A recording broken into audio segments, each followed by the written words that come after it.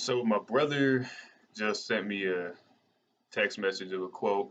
Don't know where he got it from, but it said something to the effect of real knowledge is to know the extent of one's own ignorance. And that inspired me to make this video because, I'm on here, I guess, preaching. Somebody might view this preaching. I could just see in the future someone like, you have no idea what you're talking about, bro. And to a degree, yeah, I don't have the authority to speak on everything. Um, And I think maybe part of that is why I'm talking to a camera right now by myself, is because of that realization. Like, when I was 19, I had this idea that I figured it all out. And I was under the impression that I had to tell everybody. And if you disagreed with me, you were wrong. I don't think, if I can remember correctly, that I intentionally tried to make anybody feel stupid, or I didn't try to insult anybody because they disagree with me, but I definitely kept pushing them. And if you ask anybody who knew me at that time, I think that they would agree. Uh, a few years later, a few arguments later, um, a few books later, 100 hours, hundreds of hours of listening to other people talk on YouTube later, um, I realized I don't know it all. And like even back then, I think I would have admitted that I don't know it all, but I definitely thought that I had a good chunk. Like I thought that what I was saying to you was definite. Um, and I guess to some extent, I still feel I'm right about what I'm talking about, but I know that at least I can be argued. I can be debated. It can be debated. I don't have the authority on it all. All I can do is speak my perspective. Like I hear people say, speak your truth, right? And I think that what people are trying to say when they say that is, talk about your perspective, because you live life for real. And so you gather information for real. So it's your truth in a sense, but truth is objective and it exists outside of perspective. So when someone says speak your truth, like I have a problem with that because I feel like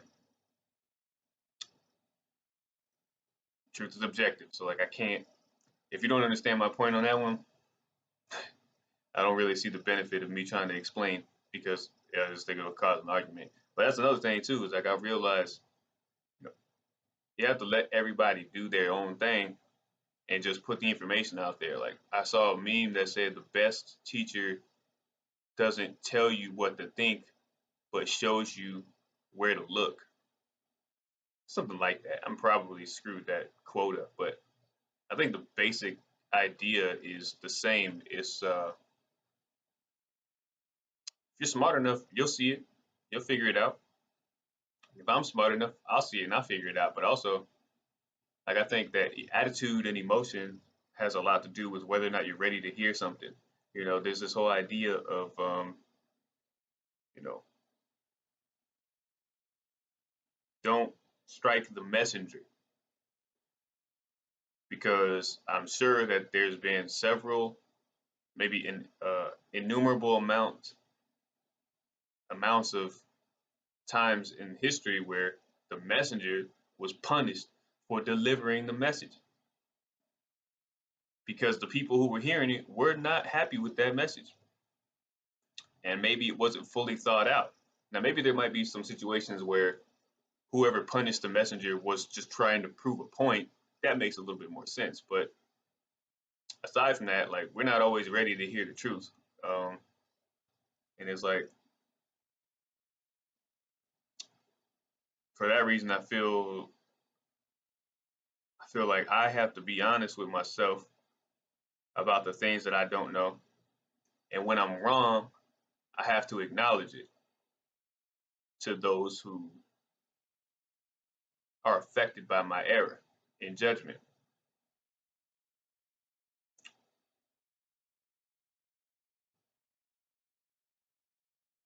I mean, it's a tricky subject, but or I don't know if it's a tricky subject, but I think it can get complicated quickly once other people start chiming in, because I think there's this debate as to I think it's the allegory of the cave, right? I've only seen the YouTube version of it, so I don't know how accurate the YouTube version is of that with the book. But you know, at the end, basically, it says it is the duty of man to enlighten his brother, basically. But so if some people keep that thought in mind and say no, like you absolutely must force feed people the truth. It's for their own good. But I also remember reading in 48 Laws of Power about this philosopher who thought he could say whatever he wanted to say in the name of truth, and like he was appreciated for that.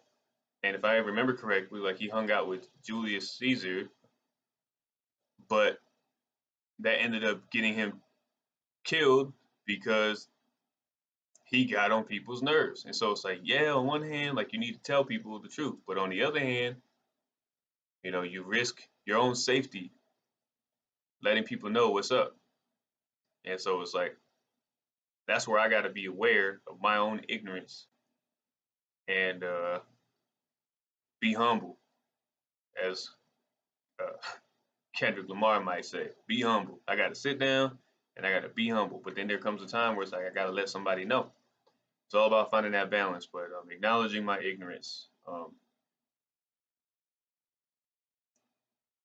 and learning how to stand on my square as far as for the conclusions that I've drawn. When someone, you know, challenges me on my perspective, I need to stand on my square, but respectfully, which I think is something crazy to talk about because it's like, well, what if you need to defend your square? You can't be, uh, you can't be peaceful. I think there's a whole nother landed conversation, but you know the extent of my ignorance. Understand everybody's not ready to hear what they need to hear or anything, for example. They're not ready to hear just anything, and stand on my square.